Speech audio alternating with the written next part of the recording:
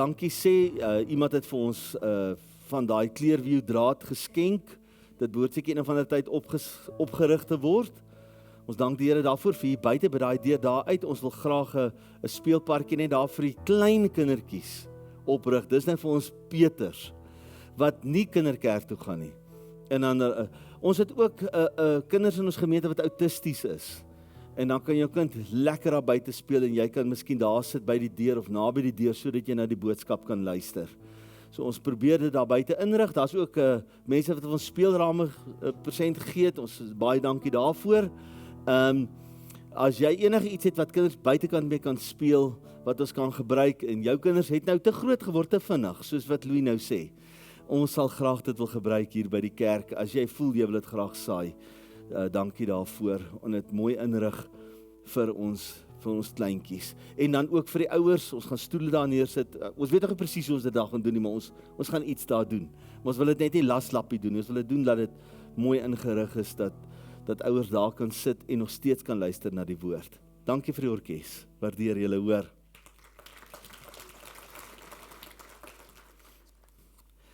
Jy kan die woord van die Here in jou hand neem. Ekskuus, ek het vergeet om te vra, is daar by ons enige eerste besoekers? Wat vir die heel eerste keer by ons is? Kom ons begin by daai blok. Is daar enige eerste besoekers daar?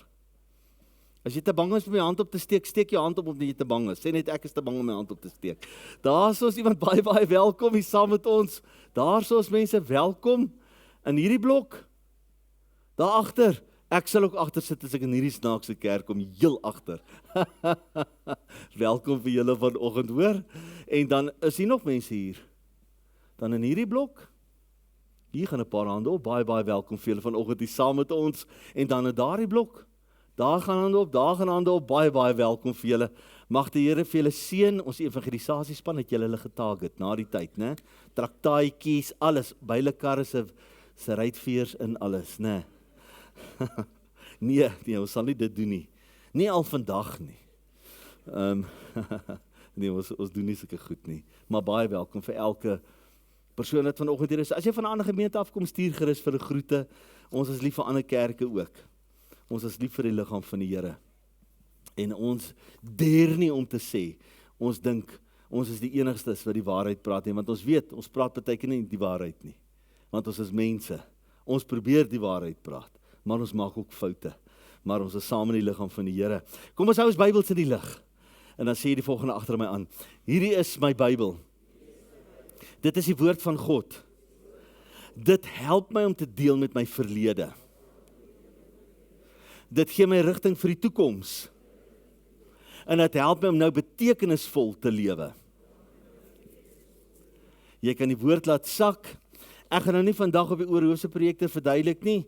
Iemand het ons 'n tablet geleen, maandag, net so na 11. Maar ek sien hy gebruik om daar ergens 'n Mamelodi, dis waar hy laas geping het. So, ons is nou sonder hom. Kom ons blaai na Matteus 11. Matteus 11.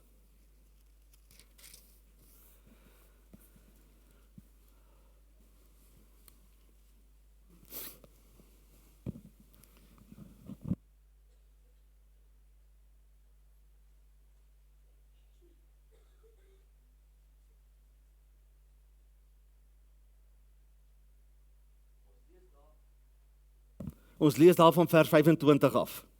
In daardie tyd het Jesus gespreek en gesê, ek loof u Vader, Here van die hemel en die aarde, dat u hierdie dinge verberg het vir wyse en verstandige mense, en dit aan kindertjies geopenbaar het.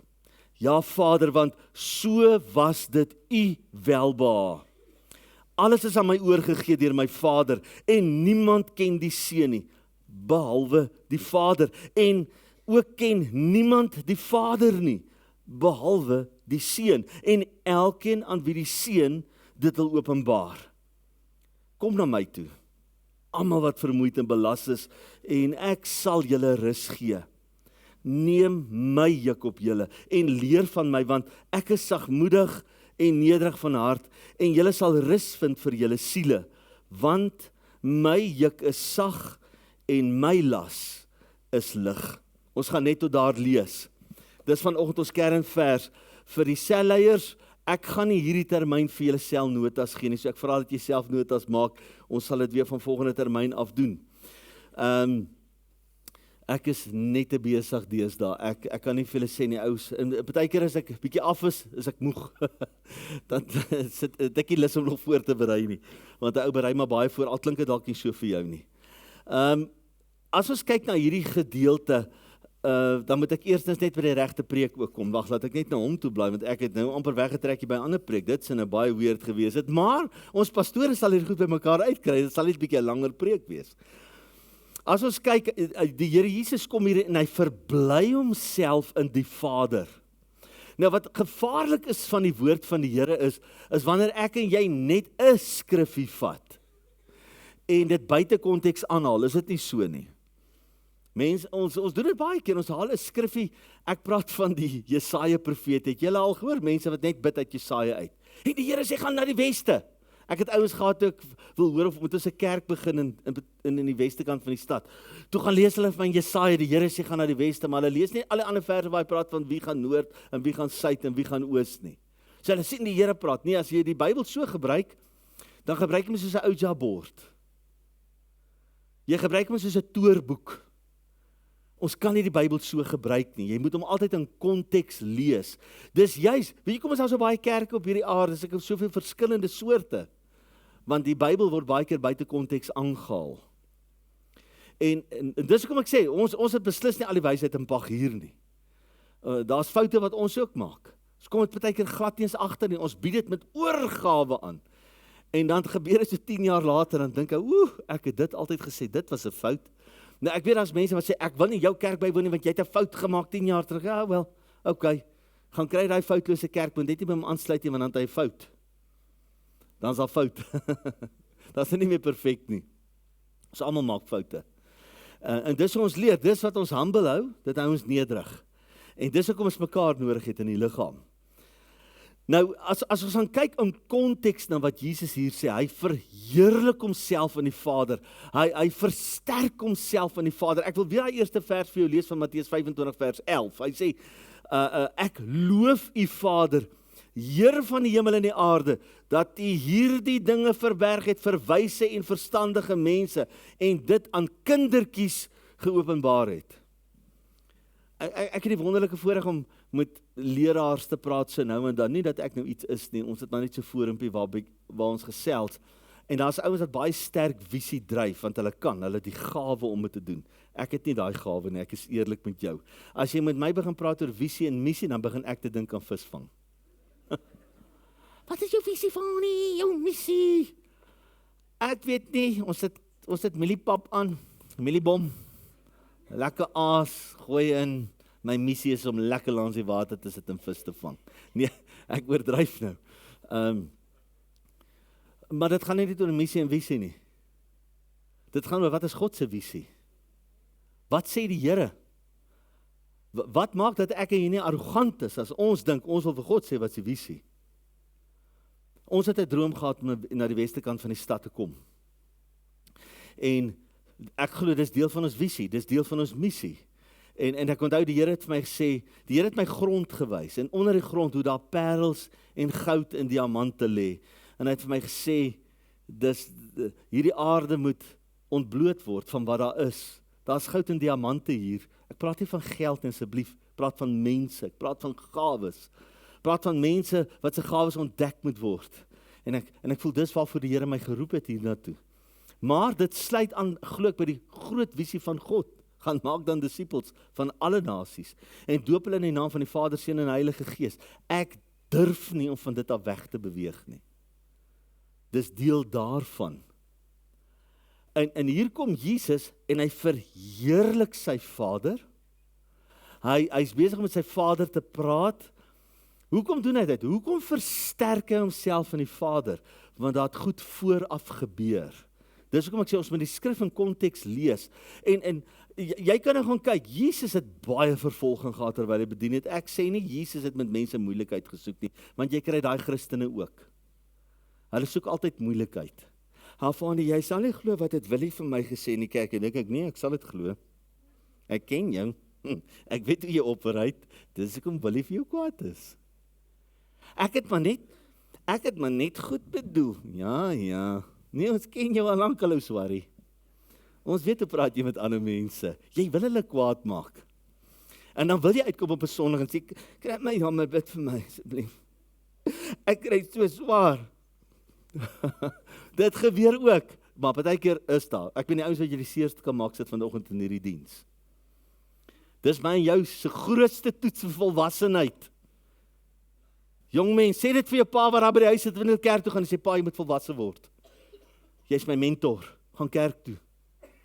Maar het my seer gemaak daar. Maar hoorie pa het ons die Here in pa. Ma, het maar nie vergewe nie. Maar vergeet wat Jesus gedoen het. Kom saam by kerk toe. Kom, julle is mos volwasse. Jy sien, dis 'n toets vir ons almal. Ek het ook al gehad, as jy iemand so 'n bietjie help, dan kry ek sommer so via ander mense, nee, die Here het gesê, ons moet aanbeweeg. Ja, ons praat gelukkig nie van dieselfde Here nie. Daai is die vleeslike Here, pas op vir hom. Hy streel jou vlees. Ek is heeltemal van my boodskap af, ek is nou in die vlees. So ons sien, Jesus, hy versterk homself in sy Vader. Hy sê, Here, U het nie hierdie goed aan wyse en verstandige mense geopenbaar nie, U het dit aan kindertjies geopenbaar. En as ek en jy net kan uitkom by die hart van wie God is, dis belangrik. Wie is die Here in my lewe? Jesus, as jy nou gaan kyk daar in Matteus 11, ek het net vir Matteus 11:25 tot aan die einde gelees, as jy in die begin gaan kyk, dan sien ons Johannes die Doper. Wie was Johannes die Doper? Jesus noem hom die profeet der profete. Hy sê, daar was nog nooit op hierdie aardbol 'n profeet soos Johannes die Doper nie. Hoeveel wonderwerke het Elia gedoen? Ek dink dit was so 8 of 9, né? Hoeveel het Elia gedoen? Elisa. Dubbelt soveel, né? As ek nou reg is. Hoeveel wonderwerke het Johannes die Doper gedoen? Nie een nie. Nie een wonderwerk nie. Die enigste wonderwerk was, hy het soos Angus Buggen het hy bedien, en duisende mense het opgedag, het die stede, jy kan gaan lees, die hele stad het gestaan as hy by die water is. En het mense gedoop. Jy hoor nooit van 'n wonderwerk. Dit was nie vir God belangrik genoeg om te skryf oor die wonderwerke wat in Johannes die Doper se lewe plaasgevind het, as dat sou plaasvind nie. Maar hy noem Johannes die Doper die profeet der profete. Hy sê daar was nog nooit iemand gebore op hierdie aarde soos Johannes die Doper. Hoekom? Hoekom dink julle? Ek het 'n teorie. Johannes die Doper was nie 'n disipel van Jesus nie. Hoekom dink julle? Hy het Jesus aangekondig. Wil jy in jou bediening groei? Wil jy regtig, ek hou nie van die woord autoriteit nie, want dan dink Christen hulle is iets. Wil jy regtig beweeg waar die Heilige Gees beweeg? Kondig Christus aan. Julle verstaan nie hoe ek vanoggend hierdie laaste 2 liedjies geniet nie. Want ons het gesing oor Jesus. Ongelukkig in die Pinksterwêreld het ouens gegaan, omdat hulle soos baie sing oor Jesus, en hulle het Jesus onlys geword. Ek glo nie meer in die 3-eenheid nie. Ek is glad nie op daai waar nie, ek glo in die 3-eenheid. Maar Christus is die een wat aarde toe gekom het, mens geword het en homself kom openbaar het aan my en jou. Die veiligste een om te volg tot jou redding is die Here Jesus Christus. Ons het in die laaste 2 termyne, en ek dank die Here vir die dosente wat dit aanbied. Ek het so bietjie teruggestaan, ek is by die Bybelskool, ek sal volgende termyn weer saam aanbied. Ek het net 'n besige 6 maande gehad en 6 maande verlede jaar aan die einde. Dit was net 'n bietjie rof om 'n paar dinge in plek te kry. Het ons gedeel oor sektariese bewegings. En kultiese bewegings. Jy weet, ons praat baie van kultuur in die kerk. Ek het nie 'n probleem met die Westelik het 'n sekere tipe kultuur, maar pas op 'n kultuur. Wat is die perverse vorm van 'n kultuur? Kultus. Kultuur, kultus. Ek is op hierdie stadium baie bekommerd oor die jong mense in Pretoria. As ek kyk na ouens wat hulle self apostels en profete noem, en ons kinders opraap met woorde waar Christus nie die senterpunt is nie, maar die prediker. As ek vir jou die hele dag moet vertel hoe ek floreer in geld en wat se karre ek koop en as ek met sulke vleeslike goed besig is, weet jy wat 'n kind, 'n jong mens wat nog nie teologies vas is nie, nê, dink dit is die evangelie. As ons kerke se size, se groottes moet meet aan of se geestelikheid moet meet aan die grootte, om te sê maar daai ouens moet gesalf wees want daar sit 1000 ouens in die diens of 1200. Mense, dan is die paus voor almal. Want miljoene luister na hom. En ons weet hy so van die pad af, soos 'n koekepan sonder wiele. Ons moet uitkom by die suiwer evangelie. Ons gaan 'n jong geslag verloor vir materialisme. En hulle dink dis alright. Hulle dink dis fyn, want hulle volg 'n prediker wat sy kuif blink is, wat sy skoene skerp is en wat spuit sodat hy gesond kan lyk. En ons dink dis fyn. Dis nie fyn nie. Ekskuus, ek het klaar geraas. Ek wil jou as ouers bemoedig. Moenie jou kind dwing en sê jy sal nie weer in daai kerk, jy kom na oom Fanie toe. Kom. Klim in die kar. Of ek vat jou sakgeld weg. Man, as dit werk, doen dit man. Ons sien Johannes die Doper kom. Ja, ek kom net nie by my preek uit nie, man. Johannes die Doper kom in Matteus 11. En hy bevraagteken Christus. Wat dink julle moes Jesus gevoel het toe dit gebeur? Toe Johannes die Doper, hy sit in die tronk. Johannes die Doper het ook sy eie disippels gehad. En hy stuur, dis is soos om Angus, hy sit in die tronk, nou stuur hy na Jesus toe 'n klomp van sy disippels en hy vra. Jy verstaan, ek maak nou net 'n vergelyking. Johannes die Doper, regtig 'n smart ou, oom Angus 'n smart ou. Ouens wat teen oom Angus praat, is ouens wat nie 'n sielehart het nie, dis wat ek glo. en pas op vir ouens wat kampe namens hom aanbied. Skus, ek moes dit nou nie sê nie. Pas op daarvoor. Jy weet, moenie met 'n ander se kalvers ploeg nie. Laat die Here jou roep. Laat hy jou gebruik. Jy kan nie die hele tyd name dropping doen. In die bediening moet ons nie name dropping doen nie. Jy mag van jou geestelike vaders praat en ek stem maar mee saam, maar pas op vir name dropping. Okay, jy sien as ek weer van die punt af. Okay, ek moet dalk anders om die kanse loop, want ek weet nie, ek loop dalk verkeerd om, ek voel nou soos monk, laat ek net so omloop. In Johannes 11 sien ons, Johannes die Doper wat Jesus aangekondig het, daar is die lam van God wat hierdie wêreld gaan red. Hier sit hy in die tronk en daar's 'n vertwyfeling in sy hart. En hy stuur sy disippels na die God van die heelal, na Jesus toe. Hy sê vir sy disippels, hy gee vir hulle hierdie insulting ding wat hulle Jesus moet vra. Is jy die Messias wat moes kom? Ek meen, dis Johannes die Doper.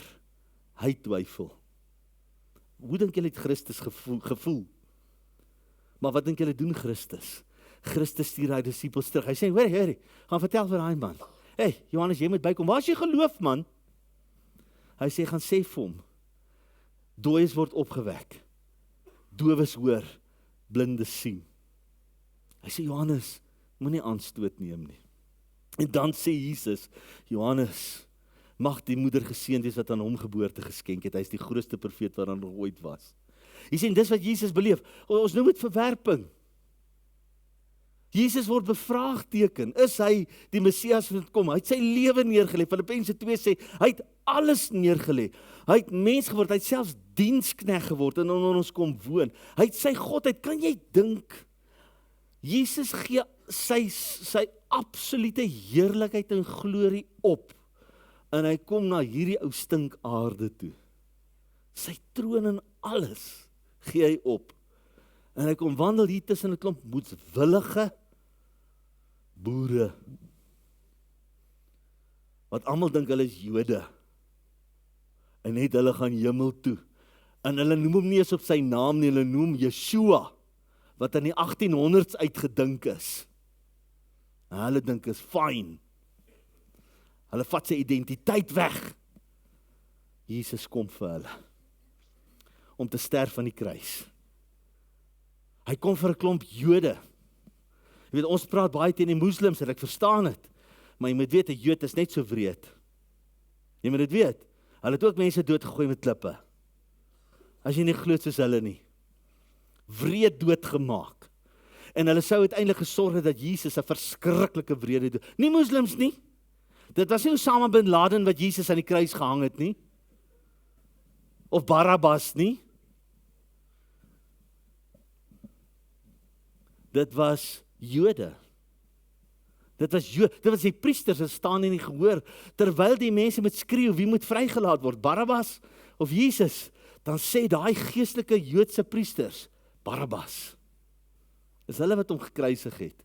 Hierdie Jesus, byna in elke hoofstuk word hy vervolg, vir dit wat hy verkondig. Ek en jy is nog nie daar nie. Ons het nog nie ten bloede gelei vir die Here nie. Kan jy dink as ons regtig opstaan vir God? Sê, hoor my broer, jy kan nie so praat van die Here nie. Wat se woord gebruik jy daar as 'n vloekwoord? In hierdie besigheid, as ek jou dit weer hoor gebruik, is daar moeilikheid. Jy kan nie my redder se naam so gebruik nie. Of om net op te staan in 'n groep en te sê, julle kan nie so van my Here praat nie. Wat se vervolging dink jy sal ek en jy kry? Of om iemand te sê, ek kan nie met jou verder besigheid doen nie, want jy gee geld onder die tafel deur. Ek het 'n ou in my gemeente gehad, hoor mooi, ek het hom gehaat, hy is nie meer hier nie. Want hy het gesê, hy doen met die munisipaliteit besigheid, maar hy doen dit onder die tafel deur, hy sê, dit is die enigste manier. Weet jy, ek veroordeel hom nie. Ek is nie om hom te veroordeel nie, maar weet jy, as 'n kind van die Here kan ek en jy dit nie doen nie, ongelukkig nie. Die Bybel is nie geskryf vir my en jou nie. Dit is geskryf vir Christus, om Christus te behaag. Ons het ergens hierdie ding gekry van, sit jou naampie in hierdie versie by, en ek doen dit self. Want so lief het God Vader nie gehad, dat hy Jesus gestuur het, om vir my te sterf. Ek verstaan dit. Maar pas op as jy jou naampie te veel by alles sit. Ons is hier om Jesus te verheerlik, om Christus te volg. As jy kyk na die geskiedenis van hulle wat in die woord, ek sê nie, jy moet nou gaan lei, vanmiddag jy uitstap, jy weet, uit jou huis uittrek en sê ek bly nou op straat, ek gaan nou vir die Here lei nie. Dis nie waarvan ek praat nie. Jy kan floreer in besigheid, jy kan floreer in dit wat jy doen, jy kan floreer by jou werk, maar daar's iets van om op te staan vir die Here. Die Here Jesus Christus beleef selfs 'n bevraagtekening van Johannes die Doper. Dan dis nie al nie. Dan gaan ons aan, daarna vers 19, en dan sien ons, Jesus sê, hy sê ouens, hy begin eigenlijk daar in vers 18, hy sê, want Johannes het gekom en nie geëet of gedrink nie, dis in Matteus 11 vers 18, en hulle sê, hy het 'n duiwel. Hy sê, Johannes het rein gelewe. Hy sê, en hulle het gesê, hy het 'n duiwel. Hy sê, maar dis nie al nie, hy sê, die seun van die mens het gekom, hy eet en drink, en hulle sê, daar is 'n mens wat 'n vraat en 'n wynsuiper is, 'n vriend van tollenaars en sondaars. Dis wat Jesus sê. Hy sê, dit maak nie saak wat ek doen, watter kant toe ek leef nie. Hy sê, ek word veroordeel. Het jy dit al beleef as kind van die Here? Maak nie saak wat jy doen, jy kan vir vrede leef, jy kan doen wat almal jou vra, jy kan regtig probeer om die mooi smal paadjie te stap, jy gaan nog altyd kry dat mense, jy weet, iets teen jou sê. Eendag het 'n predikant my verskriklik aangekyk, jong ouetjie. Ja, die Here het hom gesê, nou is daar 'n deurbraak en nou gaan hy doen. Ek sê vir hom, jong evangelis, ek sê vir hom, en wat gaan gebeur as jy nou enige teenkant kry? Maar hy kyk vir my of ek 'n demoon het, hoor. Ek voel sommer, dit voel op my veld so lig, want hy probeer iets uitdryf, en niks wil uitkom nie. Ek sê vir hom, dis goed dat jy nou so voel, dat God het nou vir jou, jy het 'n clean slate gegee, jy gaan dit nou doen vir die Here. Ek sê, maar jy gaan adversary kry. Jy gaan vyandskap kry. Ja, maar hy oë het vir my, hy het niks nodig gehad vir my te sê. Ek kan hy oë sien, toe weet ek het nou moeilikheid, ek moes dit nou nie gesê het nie. Maar as hy groter word, dan kom jy agter dit is so. Ek het dit nie oor hom gespreek, ja, jy profeteer dit nou oor, ek profeteer dit nie oor iemand nie. As jy in hierdie wêreld is, sal jy teenkanting beleef. Dit sal gebeur. Jy sal God se guns beleef, maar jy sal ook die vyandskap van die wêreld beleef. As 'n ware kind van die Here. Dis net so. Ons het nie vir alles antwoorde nie. Ons weet nie wat om oor alles te sê nie. Daar's seker goed, dis hoekom Paulus sê, en ek het dit noudag vir jou gelees, hy sê, daar's goed waarvan ons nog verlos moet word. Hy praat nie van die verlossing dat jy gered word nie. hy praat van verdrukking wat hulle beleef het. En swaar tye. Hy sê, God het ons deur van hierdie goed gehelp. Hy sê, en dan is daar ander waarvan ons nog verlos sal word. Onthou julle, ek het met so 6 punte gedeel. Daar is sekere goed wat ek en jy in die Here moet vashou. Ons sien, Jesus as belaster. Dis wat hulle hier gedoen het. Hulle sê, hy is 'n wynsuiper. Hy is 'n vraat en 'n wynsuiper. En dan sien ons, daar in vers 20, en hierdie was nog op my hartseer. Toe het hy die stede waarin die meeste van sy kragtige dade plaasgevind het. Hy het meer gedoen as Johannes die Doper. Hy het wonderwerke laat plaasvind.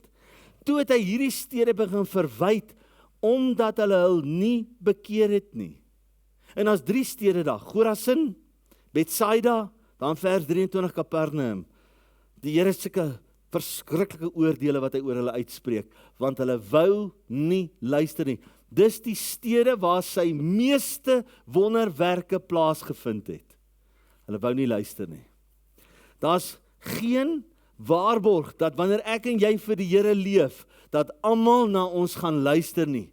Maak nie saak wat se wonderwerk jy doen nie. Daar is nie 'n waarborg nie. Ek en jy moet dit weet, want om God te volg, moet jy deel met jou vlees.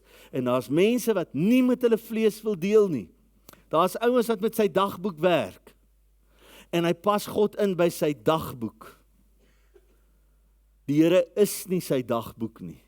Hy wil die Here by sy dagboek inplaas. Psalm 139 sê, hy het jou dae vir jou uitgewerk. Jy werk nie jou eie dae uit, dan probeer die Here daarby inpas. Jy weet, ek het hier oulike besigheidsbeginsels, kom ons kyk hoe kan ons Jesus hier inwerk. Ongelukkig werk die koninkryk van God nie so nie. Ons begin by hom, ons soek hom, en hy sal al die ander dinge vir ons gee. So ons sien, jy weet, as jy in Handelinge 6 gaan kyk, miskien moet jy saam met my blaai, Handelinge 6. Handelinge 6 is een van daardie hartroerende verhale. Fenominale verhaal, wat praat oor Stefanus, die eerste martelaar vir Christus. Hy was een van die 7 diakens wat gekies is, vol van die Heilige Gees. Hoor mooi, vol van die Heilige Gees. Hy het nie kategese klag gemaak nie, hy was vol van die Heilige Gees. Hy is gedoop met die Gees van God, en hy word 'n diaken. Hy word ook een van die eerste martelare. Ons sien daar in Handelinge 6 vers 10. Ek wil jy moet net hierdie 3 skriffies hoor vanoggend. Jy kan die hele Handelinge 6 en 7 gaan lees. Hoor wat staan daar. Maar nou het hulle hom gevang. Hy is besig om die evangelie te verkondig en hy is besig om die evangelie oop te breek en massas mense luister na 'n diaken. Jy wat jouself 'n apostel noem. Daai was sommer net 'n diakentjie hoor. Gewone diakentjie. Ekskuus dat ek nou verkleiningswoordjies gebruik. Wat magtig beweeg in die gees. Man, ek hou van sulke stories. Wat staan in vers 10? Maar hulle kon die wysheid en die gees waardeur hy gespreek het, nie weerstaan nie. Dit beteken hulle het almal nou gesê, hulle dien nou die Here nie, wat eintlik daar staan, hulle kon dit nie teenstaan nie. Hulle kon niks teen hom vind wat verkeerd is nie. Niks. Hierdie wêreld kyk nie regverdig na my en jou as kind van die Here, en hulle kan dit nie doen nie, want hulle het nie die sinne van Christus nie. 1 Korintiërs 2 vers 14 tot 16. Hulle kan nie na jou kyk en regverdig beoordeel nie, want hulle het nie die gees van God in hulle nie. Ek praat nou van jy wat die Here dien, jy wat heilig wandel, jy wat die evangelie verkondig, jy wat staan vir die waarheid, Jesus Christus, die weg, die waarheid en die lewe. Niemand kom na die Vader behalwe deur hom. Hulle kon nie weerstaan. Hulle kon nie hierdie ou weerspreek in wat hy doen nie. Vers 15. Kom ons bring nou die bonatuurlike by. En terwyl almal wat in die raad sit, so hy sit voor die Sanhedrin. Hy sit voor die Joodse raad. Hy sit voor die ouens wat die kerkordes, die tempelordes, die dogma, die manier hoe jy God moet aanbid, die wette uit hulle kop uit ken, wat vir jou presies sê, hoe dit moet werk as jy by mekaar kom, hoe die Here moet aanbid, wat se offer jy moet bring, hoe jy dit moet bring, wanneer jy moet bring, wat die feeste onderhou, wat die Ou Testament absoluut aanhang, ouens wat eintlik die waarheid ken in die skaduweevorm, want hulle onderhou die wet. Onthou Paulus sê, let op die honde. Hy praat van ouens wat onder die wet is, want hulle is onrein. Filippense 3 vers 2, iemand wat onder die wet is en dink ek kan God so behaag, die Here sê, let op die honde. En nie laat jy 'n vrou, hoor jy's 'n hond man. Nee, dit gaan oor die onreinheid. So 'n persoon is onrein. Hy sê, let op die honde, let op hulle bose werke en hulle versnyding. Dit beteken hulle besnydenis, dat hulle vashou aan die vlees. Hulle dink hulle vlees kan hulle red. Hier sit hy voor die Sanhedrin. Dis die ouens wat politieke gesag gehad het, wat invloed gehad het by die regering. Ek wil amper sê baie soos die broederbond. En hulle sit hom voor hulle. Ek moet vir jou sê, ek het eendag gesit. En ek het dit al vir julle gesê, maar ek en my een kollega, hulle roep ons, hulle vra vir ons, hoe doen julle kinderkerk? Want ons kinderkerk het baie goed gedoen, terwyl ek by Neville Norden was. Ons moes lewende woord gaan verteenwoordig het daar. Ons het 'n groot kinderkerk gehad, 'n groot tienerkerk. Ek en Laurens de Klerk wat voorheen die lewende woord gehad het in Centurion. Hulle roep ons uit. Ek gaan nie sê watter genootskap nie. Toe ons begin praat, toe sê die leier van die jeug, 'n man met 'n doktoraal, toe kyk hy, ons het nog niks gesê nie. Toe kyk hy so na ons, toe kyk hy so na die ander ouens, toe sê, julle gaan seker sê wat die Heilige Gees vir julle sê. Wat sê die Heilige Gees vir julle? Jy sit daar, nee. Ek's 'n jong man van sy 32, 33. Ek kon nie glo toe ek dit hoor nie. Nee, ek jok. Ek was in my 20's, want ek het nog nie gemeente gehad nie. Ek kon nie glo na iemand waarna ek opkyk, spot met die Heilige Gees. Dis kom ek nie bang is om te sê, luister, jy's nie 'n Calvinis nie. Calvin het jou nie uitverkies nie. Kom weg van daai drog redes af. Jesus het jou uitverkies. As jy sukkel om te verstaan wat die doop is, gaan na die Here toe, gaan soek sy aangesig, sê Here, vernuwe my denke, dat ek die woord van God sal lees, sodat dit 'n openbaring vir my sal wees. As jy sukkel met wedergeboorte, val op jou aangesig voor die Here, en smeek hom, om homself aan jou te openbaar. Calvin kan jy nie uitverkies nie. Wat het Calvin gedoen? Want hy het eers 'n hele paar 100 jaar na Paulus gekom. Wat het met die arme ouens gebeur voor dit? Ek maak sommer 'n grap as ek dit sê, maar ek sê nie Calvin het verkeerd gepraat nie. Wat ek sê is, hy word verkeerd geïnterpreteer. Dis eintlik wat ek sê. Ek dink Calvin was 'n slegte en ek dink ons gaan hom eendag in die hemel kry. Ek dink net, ons het met ons narratief in hierdie wêreld om verkeerd geïnterpreteer en gedink God het net sekere mense uitverkies in sy raadsplan. As iemand met die Heilige Gees spot, moenie vir my probeer oortuig dat God my uitverkies het nie. Ek gaan nie na jou luister nie, maar jy het nie die Gees van God in jou lewe nie, jy het gelaster teen hom. Hoe kan ek na jou luister? As iemand onder die wet is, aan die ander kant weer, Hebreërs 6 sê, dan is daar geen redding vir jou oor nie. Wat bedoel jy, daar is geen redding oor nie? Want jy het Jesus versaak. Jy onderhou die wet. Of jy onderhou die wet, of jy onderhou Christus, make your choice. Want as jy onder die wet gaan, is daar geen vergifnis vir jou nie. Ek sê nie, jy's vir ewig verlore nie. Jy kan terugkom na Christus, as jy sy genade aanvaar. Man, ek preek nou lekker. As ek net met my boodskap kan bly.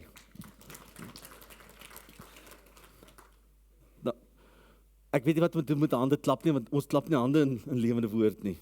Ons is mos prima proper. Alle eer aan die Here.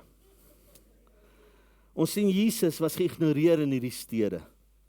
Hy het nie sy woord gevat nie. Dan kom Jesus na sy Vader en hy sê, ek loof u Vader, Here van die hemel en die aarde, dat u hierdie dinge verberg het, vir wyse en verstandige mense. Dit beteken, vir hierdie ouens in hierdie stede, al hierdie slim manne, Here, u dit verberg vir hulle. O, Handelinge 6 natuurlik, aan die einde daarvan, sien ons Stefanus word doodgemaak. Hulle maak hom dood. Hulle sien, hy lyk soos 'n engel, in vers 15, sy aangesig lyk soos die aangesig van 'n engel. Hulle sien, hulle kan hom nie weerstaan nie in vers 10, en waaragtig hulle maak hom dood. Is dit nie so vandag nog nie? Mense kom na die tyd sê, Fanie, jy moet asseblief nie praat teen die ouens wat aan Calvin vashou nie. Asseblief nie. Hulle het geen antwoord vir my nie. Hulle kan nie vir my skrif gee vir die snert wat verkondig word nie, maar moet asseblief net nie aan ons dogma aanraak nie. Want ons dogma, maar ons is reg. Bring skrif, vers wat? Geef my skrif daarvoor. Wys dit vir my. Wys dit my aan die hand van 3 skrifte in die Bybel. Wat saamstem daaroor? Of is dit 'n sekere narratief om sekere volke te bevoordeel? Dink daaraan. Dis hoekom ek altyd sê, jy wat teologiese boeke lees, as daai teoloog na 94 se evangelie verander het, brand sy boeke, want hy skryf dit om geld te maak. Hy skryf dit volgens die narratief van die politiek van die dag. Nou is hulle almal kwaad vir die kerk. Daai tyd was hulle die pilare van dogma, en hulle die kerk voorgeskryf wat om te doen. En nou ewe skielik, nee, ons is kwaad vir die kerk was verkeerd. Bly eerder by 'n gemeente waar jy weet, wat voor 94 lief wees vir alle rasse, en na 94 lief was vir alle rasse. Wat nog steeds altyd die evangelie gevolg het. Het ons fout gemaak? Ja man, ons het baie gemaak. Maar ja, prys die Here. Ek onthou, ek het dit al met julle gedeel. Ek is so met Chris Mostert, wat ons help skryf aan die Bybelskool. Ek is in sy gemeente in Rustenburg. En daar stap Indeer vrouens in. Indeer vrouens. Daarvan is dit Zinnewil, daar in Rustenburg. Ek het laat Zinnewil groot geword. Daar in Oosteinde, Rustenburg. Toe jy nog kon geloop het in die straat, nou loop jy nie daar nie, want hulle gaan jou met of dwelms doodgooi of dit aan jou verkoop. Maar hulle kom uit Zinnewil uit. Ons het in die skouterrein het ons 'n saal gehuur daar. Hulle kom hulle self laat doop. Daai een Indië vrou stap daarin. Mooiste klere aan. Hulle trek mos mooi aan. Kyk hoe mooi is Janine altyd aangetrek. But you know what? Haar gesig is weggesmelt. Weggesmelt. Want haar man het suur op haar uitgegooi, omdat sy Jesus gekies het. Man, as ek geweet het, dat ek vandag geweet het, het ek op aandag gestaan toe daai vrou instap. Maar sy laat haarself doop. Man, dit is goed dat my hart tref. Vir iemand wat daai prys betaal. Sy moet terug gaan na huis toe. Sy is nie nou ewe skielik weg nie. Sy moet vanaand teruggaan onder daai man gaan bly. Sy het haarself laat doen. 10-1 gaan sy nie die volgende 5 jaar haal nie. Hier in Suid-Afrika, ek praat nie van Afghanistan nie. Ek praat van hier. Dit is goed wat in jou hart bly. Dis goed wat ek onthou tot vandag toe. Dis die prys wat mense betaal vir die evangelie. Jesus kom in vers 26 en sê, ja Vader, want so was dit u welbehae. Jesus, dis mooi. Hoor wat sê Christus hier vir sy Vader in Matteus 11:26. Hy sê, Vader, al het Johannes die Doper my bevraagteken. Al het hierdie ouens vir my gesê, ek is 'n wynsuiper, my belaster.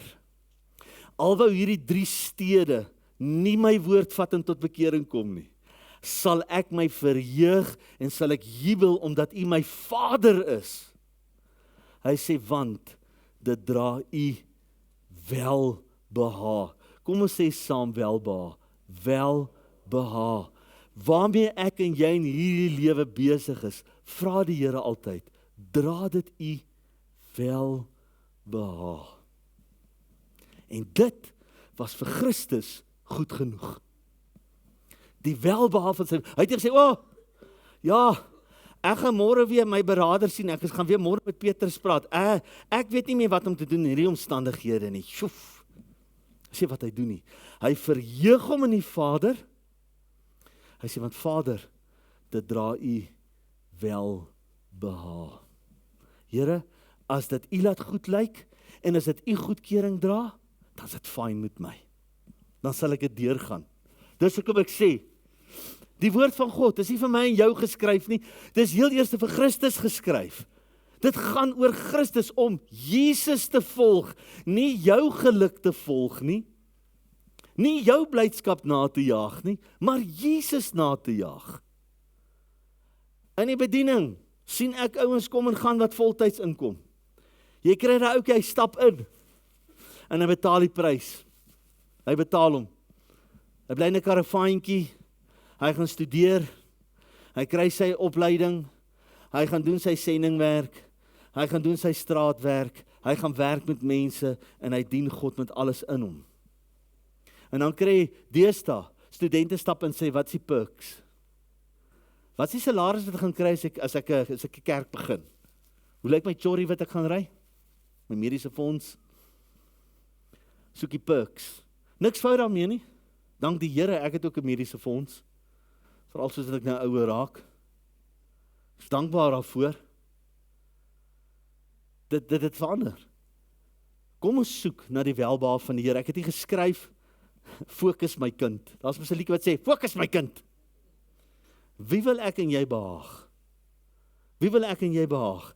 Jesus berus by die realiteit van sy verwerping, want dit het die Vader behaag. Dis alright. My Vader, as dit U behaag, is fyn. Ek gaan nie na Gieu toe gaan vir berading sê, ag Gieukie, kry saam met my jammer. Sies tog. My skoonpa het mos 'n teorie.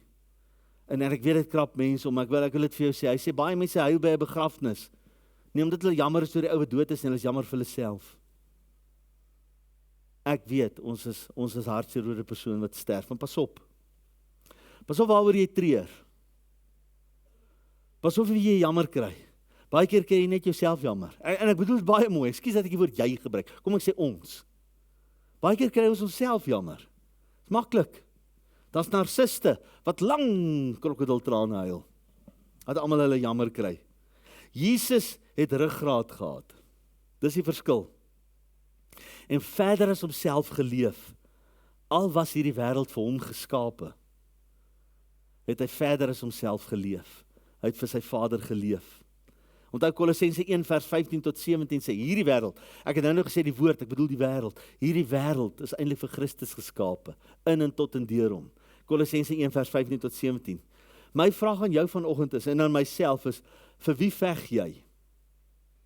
Vir wie staan jy op in die lewe? Jou eie koninkryk of sy koninkryk? My eie geluk of God se welbehae? 'n Soldaat veg nooit vir homself nie. Ons het jare terug het ons die grensoorlog gehad en daar soldate wat hulle lewens gegee het vir hierdie land. Wat nie aan hulle self gedink het nie. Dat ek en jy vandag hier kan wees. Of dit nou reg of verkeerd was, my goodness, ek weet nie. Kyk, hierdie politikuste kan lieg. Jy weet, ouens wat so lekker kan lieg en sulke groot karre kan ry. Dit maak net nie altyd vir my. Ek luister nou reg na 'n prediker wat sê ons moet die belt stywer vasmaak. In hierdie land met Trump se stories nou met die 30% wat noem jy daai belasting wat hy ingestel het. Nou dink ek, sê dit vir jouself ook. Want ek weet hoe jy leef. Jy het net die beste. Net die beste. Of sê dit vir jou mense wat in jou gemeente sit. As almal met die belt vas, okay. As jy jou belt vasmaak, van hoeveel Mercedes moet jy ontslaa raak? Gaan jy dan net 4 hê in plaas van 8? Hoe gaan dit werk? Vir wat veg ek? Vir waarvoor staan ek en jy? 'n onderdaan doen alles om sy koninkryk, sy koning te behaag. Sit jouself in hierdie scenario. Ons was deel van 'n koninkryk. Onthou jy die fietjies in die storieboeke van die kinders, dan was nou 'n koning. En as sy hele dorp is omring met 'n muur, en dan die koning nou sy paleis, en dan raak die prinsesie nou verlief op die koning se seun, en uiteindelik word hulle nou die koning en koningin, en almal leef tot in ewigheid lekker saam, né? Wonderlik, hoe eindig dit altyd? Happily ever after. Weet jy wat die koninkryk van God is? Happily ever after. Kan jy dink jy's deel van 'n koninkryk waar jou koning 'n goeie koning is? Wat jy enige tyd kan jy instap in sy troonkamer en met hom praat. En hy gee vir jou liefde. En hy's daar vir jou en jy weet sy soldate beskerm jou. En jy weet hy gaan nie net in jou huis kom klop vir belasting nie. Jy gee vir hom wat jy wil. Jy sal alles vir so 'n koning gee. Want hy's 'n goeie koning. Jy weet hy kyk na jou. Hy kyk na die armes, hy gaan haal hulle van die straat af. As ons in ons land kyk en ons sien die regering is nie lief vir sy mense nie. Het julle dit geweet? Kyk net hoe bestuur die mense op die pad. Dan kom jy agter, iemand maak almal vir almal kwaad. Iemand is besig met propaganda in hierdie land, om nasies teen nasies te laat opstaan. Dit was nie so 30 jaar terug nie. Jong mense, dit was nie eers so in die apartheid nie. Ek is absoluut teen apartheid. Maar ek sê vir dit was nie eers so in die apartheid nie. Dat nasies so teen mekaar opgestaan het. Iemand het vir jou sê, lieg hulle vir jou. Van die ouens wat dit sê, het was daai tyd babbetjies, hulle het nog gedrink in hulle se mammies. Ek en jy moet by die Here Jesus Christus uitkom. Vir watter koninkryk leef ek en jy? Ek wil jou bemoedig vanoggend. Onselfsugtigheid sal my en jou genees van baie kwale. Onselfsugtigheid. Ek het hier iets geskryf wat ek kan sien, en laat ek net my brille opsit.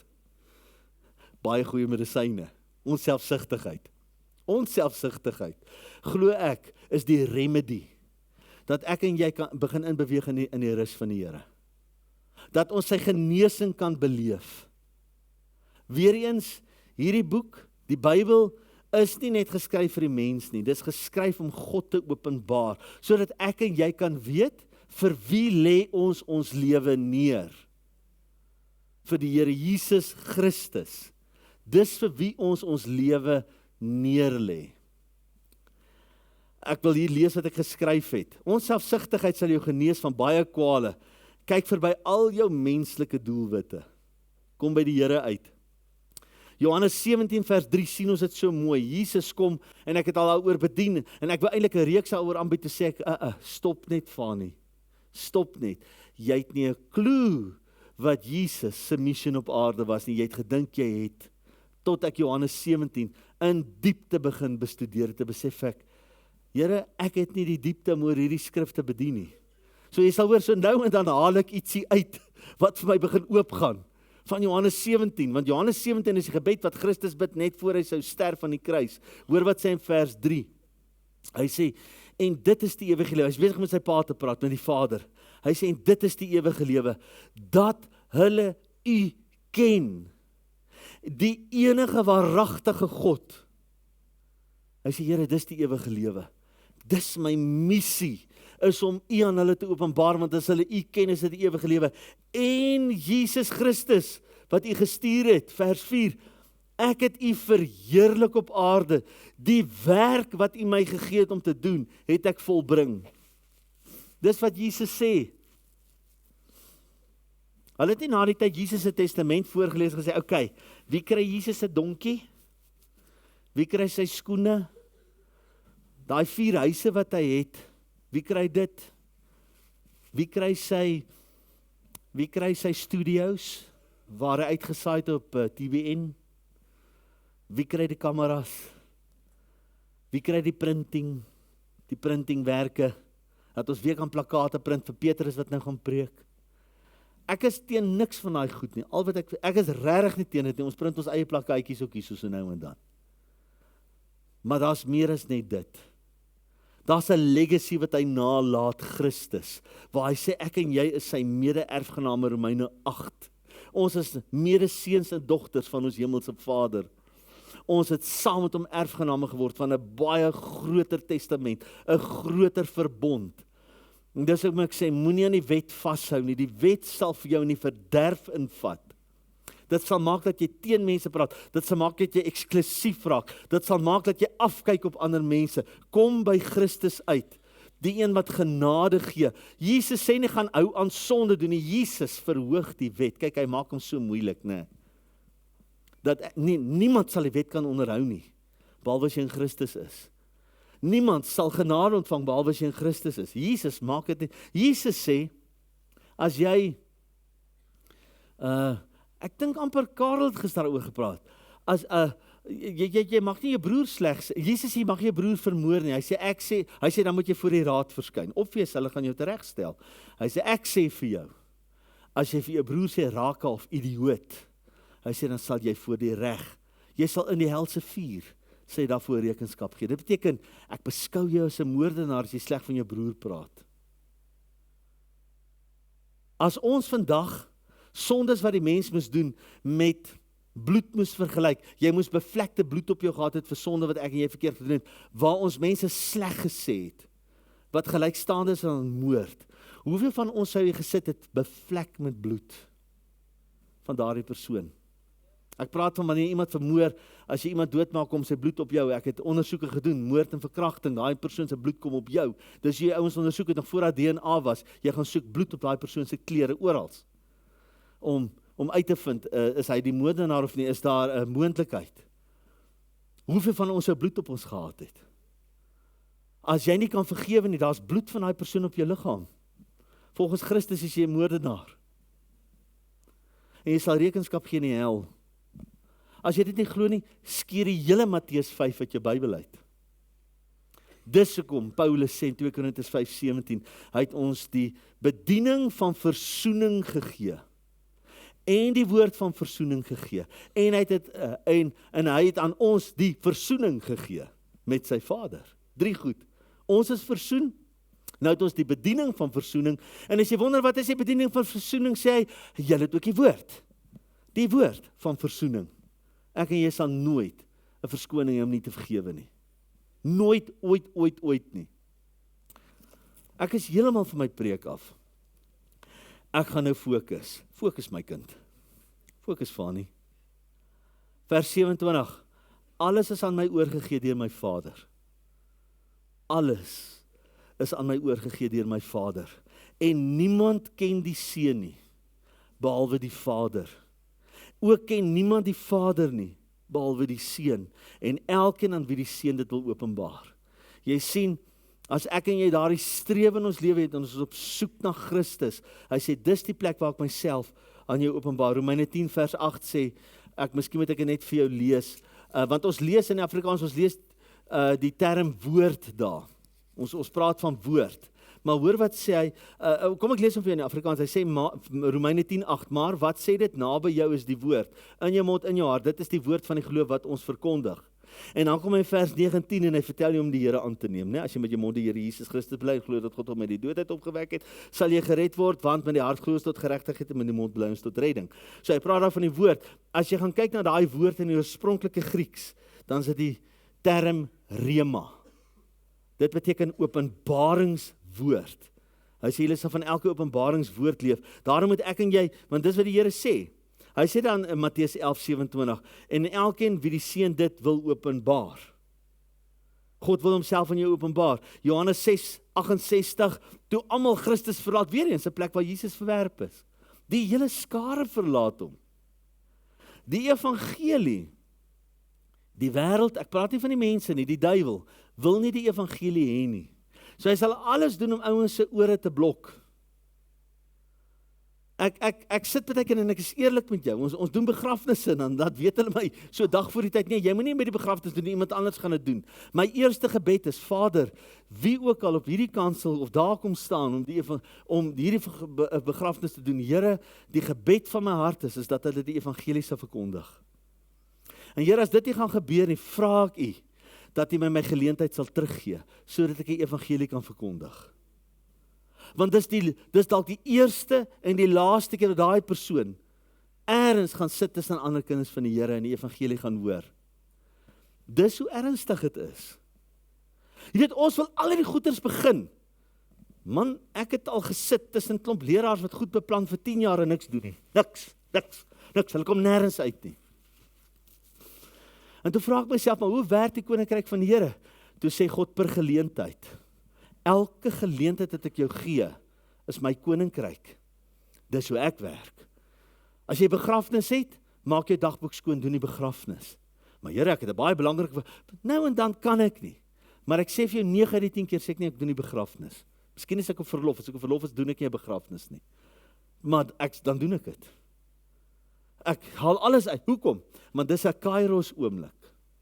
Nie 'n Kronos oomblik nie. Kronos is ons beplan. Kyk, ons Christene kan beplan. Mense, ons beplan die Here baie keer heeltemal uit 'n ding uit. Ons beplan alles. Ons gaan dit so doen, As ons vandag in die kerk kom, Stefan, julle moet nou so sing, want as jy nou daai liedjie sing, of Maatjie sê nou daai liedjie sing, dan gaan die Here beweeg, hoor. Wat 'n storieboek lees ons dit? Ja, Ons gaan mooi liedjies probeer sing en ons gaan probeer om die Here vir jou te gee, sy teenwoordigheid, om atmosfeer te skep, maar God werk op sy tyd. Hy werk op sy tyd. En as ek en jy dit leer, daai ou wat by jou kantoor instap en sê, ja, dit gaan sleg. Wat dink jy gaan gebeur? Dink net vir 'n oomblik. Ek gee nie om of daai ou Hindu, Moslim, Boeddhis, Parafis, Masochis, whatever is nie. Jy sê vir hom, maar kan ek vir jou bid? Mag vir hy deur toe. En dis nou man teenoor man, vrou teenoor vrou. Jy gaan nooit, hoor mooi, jy gaan nooit met 'n vrou alleen in 'n kantoor as jy 'n man is en andersom. Jy doen dit nie. Veral as dit in jou huwelik swak gaan. Moenie by ander vrouens gaan raad soek oor jou huwelik nie. Dis die grootste fout wat jy in jou lewe kan maak. Gaan na die oomies en tannies toe, laat hulle jou help in jou huwelik. Gaan praat met tannie Judith. Sy gaan vir jou goeie raad gee. Dis net hoe dit werk. Maar jy gaan, en jy sê vir die persoon, kan ek vir jou bid? As dit 'n vrou is en jy's 'n man, dan gaan roep jy gou nog 'n vrou, of nog 'n man. Iemand wat, en jy raak dan nie na die persoon, jy bid net vir daai persoon. Want jy's nog nie familie van daai persoon, jy's nog nie so 'n tipe verhouding, jy raak nie na daai persoon nie. Jy bid net vir hom of haar. Kan jy dink hoe dit die atmosfeer in jou werk gaan verander as jy dit begin doen? Jy kan die klagtekantoor hê waar almal kom sit en skinder oor almal. Of jy kan 'n antwoord gee. Onthou julle, ek het julle so 'n paar jaar terug vertel van die tannies se staan in die winkel. Nou staan die kamboere tannies hier voor haar. Woe! En hulle moan oor hierdie regering.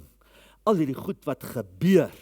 En hulle praat. En hulle ken nie eens mekaar. Ja, jy het nie weer gehoor wat hy sê. Jy weet, hoor nou weer wat sê Zuma. En hoor nou wat praat. Nee, die tannies praat. Nou staan hierdie tannie en luister. Nou probeer ek die tannie se naam onthou. Nou kan ek nie haar naam onthou nie. Ek weet sy het daar by Woord in Aksie gewerk. Hierdie tannie staan en toe hoor ek klaar. Sy sê vir hulle, is julle Christene? Ja, ons bid vir. Sy sê, maar dis wonderlik. Mense, dames, kom ons vat gou hande. En ons bid vir hierdie land. En hierdie tannie trek weg in daai Pick n Pay. Met daai klomp tannies wat sy van geen kant af ken nie. En sy roep die hemele af op Suid-Afrika. Man, ek sê nie met jou iets snaaks doen op 'n tematika te gaan staan en die woord te probeer verkondig nie. Dis nie wat ek sê nie. Maar soms moet ek en jy net so 'n bietjie anders wees. Jy het die antwoord. Nee, jy weet, ek is nog nie daar waar die Here my vrygestel het om vir mense te bid nie. Geef my skrif daarvoor. Dan hoef jy dit nie te doen nie. Bid net saam met daai persoon. Ek het 'n boek. Ek skryf mense se name neer. Moenie vir my name stuur om maar in te skryf. Ek gaan dit nie inskryf nie. Ek skryf in wat tussen my en die Here is. Skryf ek daar neer.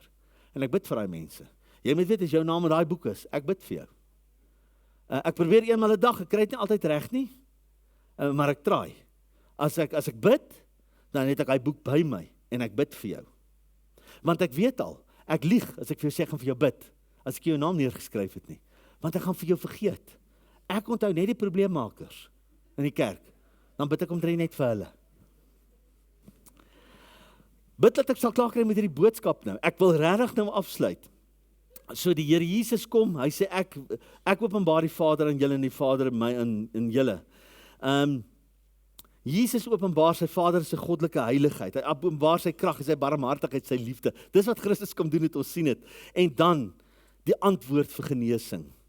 Die antwoord vir rus, want dis dis die titel van vanoggend se boodskap, die antwoord vir rus. Matteus 11:28. Hier is 'n pragtige skrif, julle ken hom. Kom na my toe. Dis waar dit begin. Waar begin genesing? Kom na Christus toe. Nie kom na my toe nie.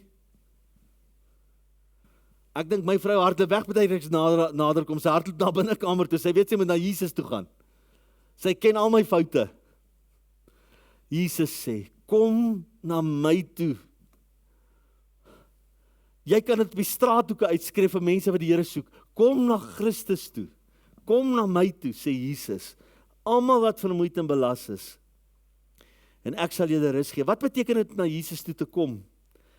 Dit beteken, ek draai my rug op dit wat my aandag steel, om by Christus uit te kom. Ek draai my rug daarop. Jy sien, toe jy verlief geraak het op daai meisietjie, het jy nie vir jouself sê, wat is al die obstacles, dat ek op haar verlief raak nie. Nee, jy het net frieke in jou knie verloor. en jy het verlief geraak op haar, en jy het haar ewe skielik begin volg, en haar begin chase, en vir haar gaan besoek. Jy het nie gewaarig oor wat jou ma of jou pa sê nie.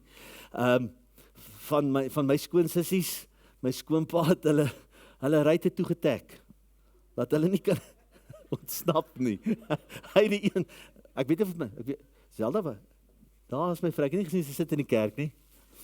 Maar dit was gelukkig nie haar, ek dink my vrou was stout, dink ek, kom ons los dit nou uit daar, maar een van haar sissies, pa die ruit toegetek, laat sy nie kan uitkom en gaan kuier vir die boyfriend nie.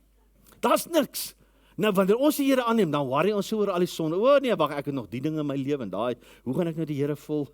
Draai net om. Wil jy regtig by die Here uitkom? Draai net om en volg hom. Vergeet van die goed, dit gaan self afval. Ons is baie keer so behep met dit. Wil jy jou huwelik red? Vergeet al die goed wat in jou huwelik verkeerd is. Draai net weer terug na jou vrou. Ja, maar jy ken nie hierdie vrou van my nie. Ja, jy ken nie Jesus nie. Hy het vir jou gehang in die kruis. Hoe lief gaan jy vir jou vrou wees as jy spykers deur jou hande het? Ek gaan nie. Maar al uit. Jesus, Vader, vergeef hulle, want hulle weet nie wat hulle doen nie. Jesus maak Johannes en Maria egte familie van mekaar. Hulle was nooit eens familie nie. Hy sê, moeder, daar is jou seun, daar is jou moeder. Met spykers in sy hande. Dis die laaste ding waaraan ek sou gedink het. Ek sou net gedink het, ek hoop almal kry my jammer. Wanneer gaan ek doodgaan? Want gewoonlik het hulle 6 dae, op 3 dae in die kruisgang voor hulle dood gegaan het. Dis waar ek sou gewees het. Dis waaroor ek sou geworry het. Nie Jesus nie. Jy sien, as ek en jy die hart van die Here verstaan, dan draai jou hart ook teenoor jou partner. Jy kyk anders na die mense om jou. En jy kom ons los dit daar. Ons gaan nie verder aan daarmee nie. Ek probeer klaar preek. Ek glo as profetiese mense gee ek antwoorde. So moenie verder iets in die gees vra nie. Ek probeer met my preek klaar kry. Iemand het eendag gesê, jy preek so lank wat jy profeties met mense dit hoor. Ek sê nou maar sommer net, so ek is glad nie 'n profeet nie. Kom ons gaan aan. Kom ek bly gefokus. Jesus sê, kom na my toe. Almal wat vermoeid en belas is. Vermoeid beteken harde werk wat jou moeg maak. Belas beteken laste wat jy dra, wat swaar is om te dra. So 'n paar jaar terug verloor ek so 'n bietjie gewig, en ek en my vrou gaan wat is daai roete? Lavie, waar het ons gaan loop? Daai plek daar by Heunenberg, of wat is daai? Heuningburg, daar naby. Maguba's kloof. Sy praat mooi sag vir die mense met my. Sy praat altyd sag. My vrou praat sag, sy's 'n sagte mens. Man, ek het energie. Ek vat my vrou op 'n stadium so aan, dan loop ek so teen daai berg uit, né? Ja, dit was die eerste halwe berg het ek dit reg gekry. Toe voel dit ek wil hê my vrou met my. Jy raak moeg. Jy kan net so ver kom in die vlees. Jy kan dit net so ver doen. En dis wat Jesus sê. Jy raak vermoeid en belas. Hy sê kom na my toe. Hoekom? Want ek sal, hierdie is 'n groot beginsel. Ek sal jou rus gee. Daar's nie 'n beter plek om vanuit mense te help of jou lewe te bedryf as vanuit die rus van die Here. Dat jy daai rus van God in jou lewe beleef. Ek het nie klou gehad ek gaan so lankie oor preek nie. Ek sê nogal vir myself, hierdie gaan 'n kort preekie wees. Ek kom nie deurom nie. Ek gaan my bes probeer. Vers 29.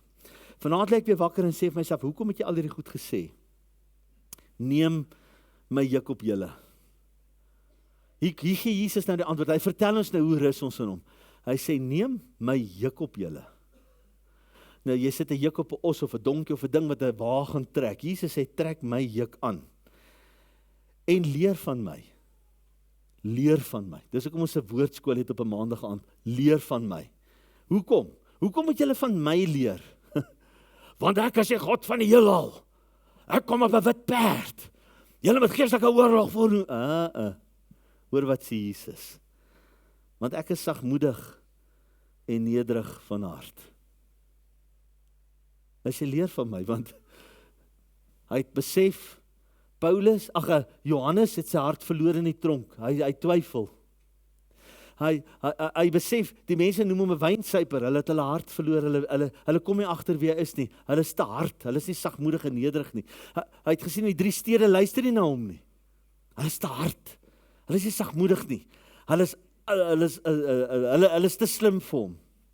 Jesus sê, leer van my, want ek is sagmoedig en nederig van hart. Onthou julle, Jakobus, die halfbroer van Jesus, wat ergens in sy lewe moes uitvind, dat Jesus is God.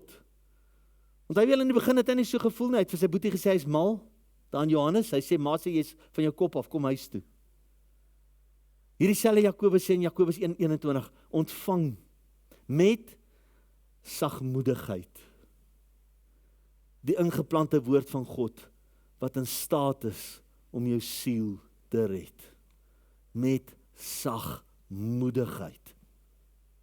Hy sê, want ek is sagmoedig en nederig van hart, en julle, hier sê hy weer van die rus, sal rus vind vir wat? Vir julle siele. Want my juk is sag, en my las is lig.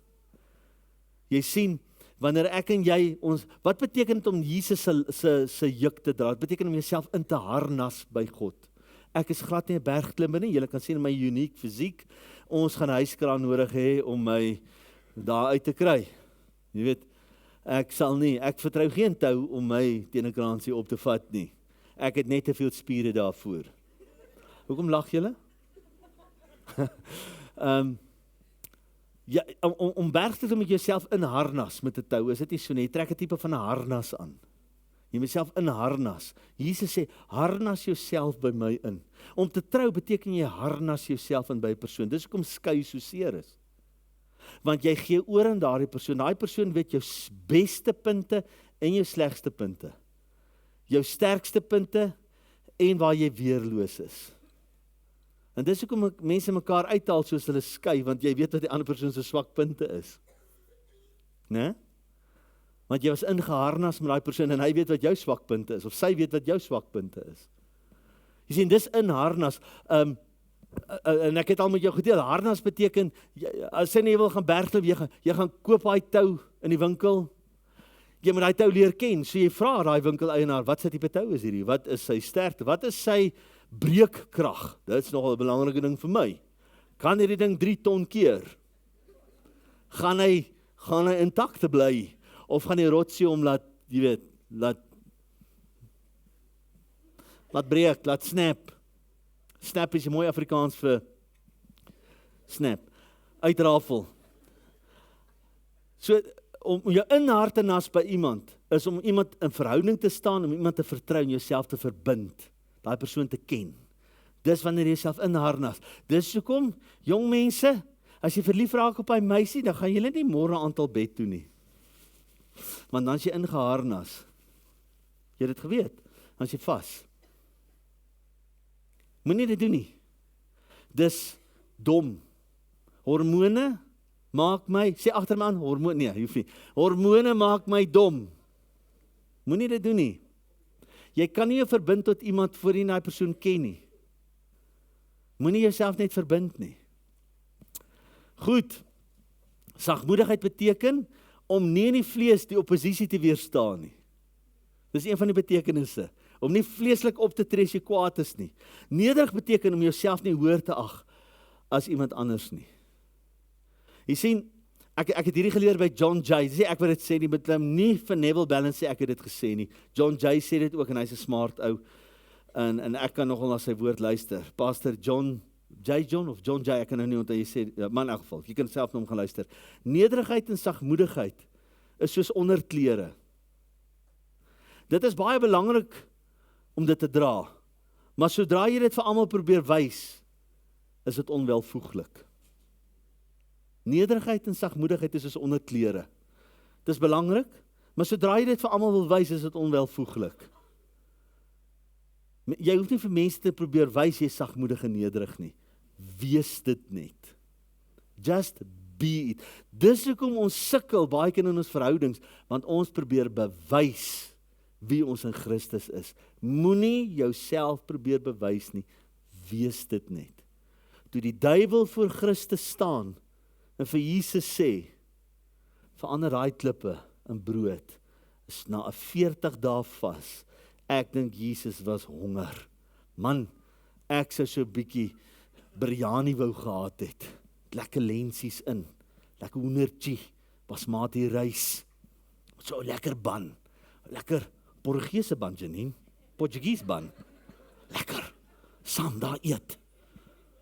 As daai duiwel vir my gesê het, maak daai klippe brood, ek sê, wag, ek gaan nie net brood maak nie, papie, ek gaan sommer 'n potjie maak, ek gaan lekker eet, lekker kosietjie daar mekaar, so lekker wildspotjie of 'n dingetjie, lekker eiekies in, alles wat ek aan nodig het. Net om vir jou te wys ek is God, gaan ek dit doen. Dis nie wat Jesus doen nie.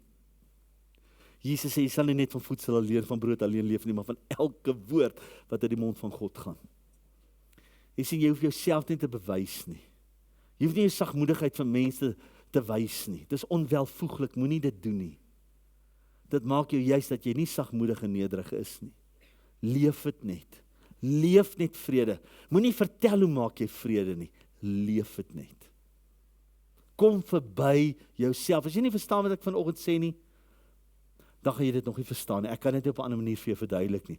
As jy verstaan wat ek sê, dan verstaan jy iets van nederigheid. As jy nie meer nodig het om jouself te bewys nie, jy doen dit net. Jy is net lief. Jy is net lief vir daardie persoon.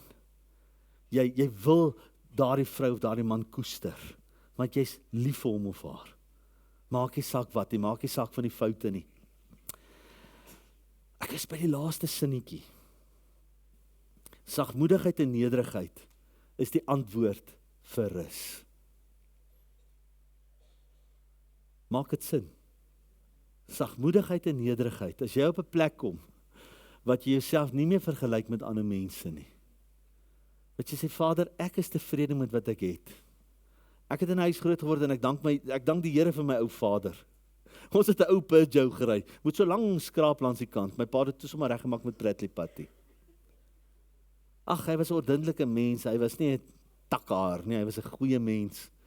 Ons het goed geleef, ons huis was netjies, ons het lekker geëet. Ek het nie so gelyk op skool, ek was redelik in shape. Maar, verstaan, maar my pa het hom nie vergelyk met die Joneses nie. Nooit nie. Hy het nie gesê, die buurman ry weer 'n nuwe Ford Cortina, V6. Hoe ry hy ding? Man, ek het ook gedink of my so ene te kry. Glad nie. Nooit, ooit nie. Wat ek vir jou wel kan sê is dat ons 1973 Peugeot het langer gehou as sy 1982 Ford Cortina. Maar hy het eendag nog so, toe sit stil. Hy Cortina het net nooit weer opgestaan nie. Sagmoedigheid, nederigheid, leer van Christus, harnas jouself in by hom, want dit gee vir jou rus. Dit maak jou dat jy jouself nie meer vergelyk nie. Dit vat daai spanning weg, dit vat die ratreis in jou lewe weg. En ewe skielik wil mense onder jou skare weer kom staan, want hulle is deel van die ratreis en hulle besef dit werk nie vir hulle nie. Ewe skielik kom staan hulle in jou skare weer, want hulle beleef die rus en die salwing van die Here. Mag die Here jou bemagtig met sy Heilige Gees en met sy rus. Hou vas aan Jesus. Kom na Jesus toe, kom na my toe. Almal wat vermoeid en belas is. Ek sal jou rus gee. Amen. Prys die Here. Amen. Vader, dankie vir u kosbare woord. Ag Here, ek weet nie of hierdie preek vir iemand vandag was nie, maar dit was vir my. Ek het nodig gehad om dit te hoor. Ja, Here, want ou raak besig met 'n klomp goeder, Here, wat dalk op die einde van die dag geen koninkrykswaarde het nie. Niks nie, Vader. Here, ek wil vandag bid vir elke persoon wat hier sit. Here, ons wil nie Heilige Gees mis nie. Ons wil nie mis wat U doen in ons lewens nie. Here, ons wil in daardie rus beweeg. Vader, hierdie wêreld kan ons aanjaag. Ag, Here, ons ry in daai traffic. Ons jaag werk toe, ons jaag terug. Afspraak op afspraak. Ons is besig met so baie dinge. Here, aan die einde van die dag, as ek vanaand in die bed inklim, haar langs my ou liefie, en sy sal aan die slaap, want ek was te besig, Here, dan besef ek, I've missed it. Ek het dit gemis. Ek was te besig. Ek het te veel aan myself gedink, en met myself geworry. Here, help ons as gemeente, om terug te beweeg in daardie rus wat U vir ons het, Here. Vader, dat daar 'n smagting in ons harte sal wees, na U Gees, na U teenwoordigheid. En Here, as ek te kwaad word in daai kar, as ek so met hom ry, Here, dan moet ek maar eerder werk toe stap, om rustig te raak. Dan moet ek maar eerder bus ry, Here, of wat ook al. Vader, help ons, dat ons uit hierdie redry sal uitklim, en dat ons by 'n sagmoedigheid en 'n nederigheid sal uitkom, Here, en dat ons welbehaag, of dat ons sal streef na U welbehaag. Maak nie saak wat ons omstandighede aan ons doen nie, Here, dat ons na U welbehaag sal soek. Ons dank U daarvoor, Here, ons eer U daarvoor, in die naam van Jesus. Amen.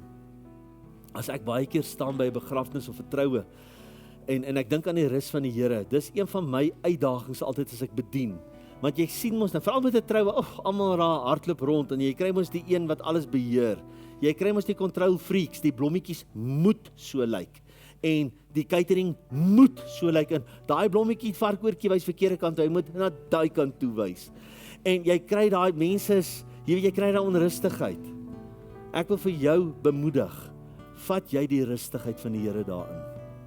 Vat die rustigheid van God daarin. Ek gaan nie sê by watter begrafnis het ons weer beleef, iemand vat oor, skuif alles, maak so, ons gaan so. Nou, jy weet, hy is opgewerk voor die tyd, nou staan ek, jy weet, ek is skoon op my sene wees, en ek het besef, weet jy wat, is alright, dis fine. Op die einde van die dag gaan ek agter die kansel staan en praat, ander moet maar sit en luister. Here, ek kan dit op 2 maniere doen, of ek kan verwyd, of ek kan in die rus van die Here wees. Ek kies die rus. Ons dank die Here dat ons staan op, ek dink ek het verlede week vir julle gesê, op 275 siele wat gewen is vir die Here. Ons staan hierdie week op 290. 290 mense. Prys die Here daarvoor. Ons eer die Here daarvoor, en mag die Here hierdie gemeente gebruik. Ek weet nie, dalk het daar op die straat uitreik, ek weet nie, by die straatkerk en die straat uitreik, is daar ook mense wat dalk gewen is vir die Here, ek weet nie, of by ander bedieninge, julle kan maar net met die getalle deurstuur, want ons celebrate oor elke persoon wat inkom in die koninkryk van die Here, elke persoon wat reageer, om te sê, ek het Jesus nodig. Weet jy, as 'n persoon net by daai plek uitkom wat hulle sê, ek het Jesus nodig, dan trek hulle die koninkryk van die Here nader. Nou jy die voorreg om die koninkryk van God in hulle te kry. Nie die hemel nie, God se koninkryk. Jy kan hulle by wedergeboorte uitbring. Jy kan hulle lei na die Here toe. So moet dit nooit minag nie. Amen. Kom ons sing saam.